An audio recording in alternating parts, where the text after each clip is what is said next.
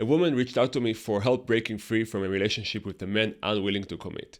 They have amazing conversations, great sex, is intelligent, helps her fix things around the house, and she feels she can always count on him. How is it possible that a man unwilling to commit is someone she believes she can always rely on? I don't think she can actually rely on him for a very simple reason. She doesn't allow herself to set boundaries and trust that the relationship will remain intact.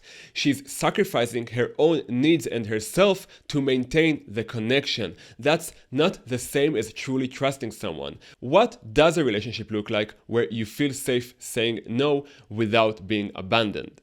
Consider a 2-year-old child. When a mother hugs her toddler and he says, down, she resists her maternal instinct to keep holding him and lets him go. When the father wrestles with his child, he notices when the child no longer wants to play and stops.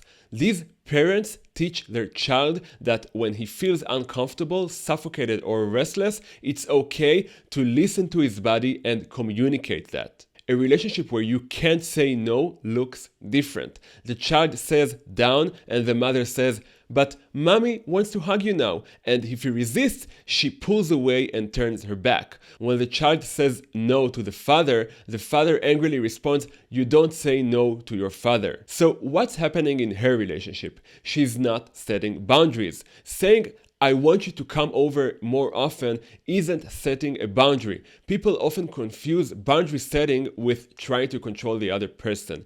The idea behind setting boundaries is respecting the other person's sovereignty to make their own decisions while showing that every action has consequences. Even with a rebellious teenager who doesn't want to go to school, you give a choice. You're right, I can't force you to go to school, but if you choose to stay home, you won't have computer or internet access all day. If you state your boundary and stick to it, you'll soon have fewer fights about going to school. The same applies to her relationship. The guy is not obligated to respect her boundary, especially if they're not in a committed relationship. When she declares her boundary, it's her responsibility to respect it and face the consequences. But she undermines her own word every time she says she can't continue the relationship while simultaneously inviting him over and accepting his plans to meet. So, how can she overcome the fear of losing him if she truly stands behind her no? It's important to understand this is an attempt to hold on to a love she's never had.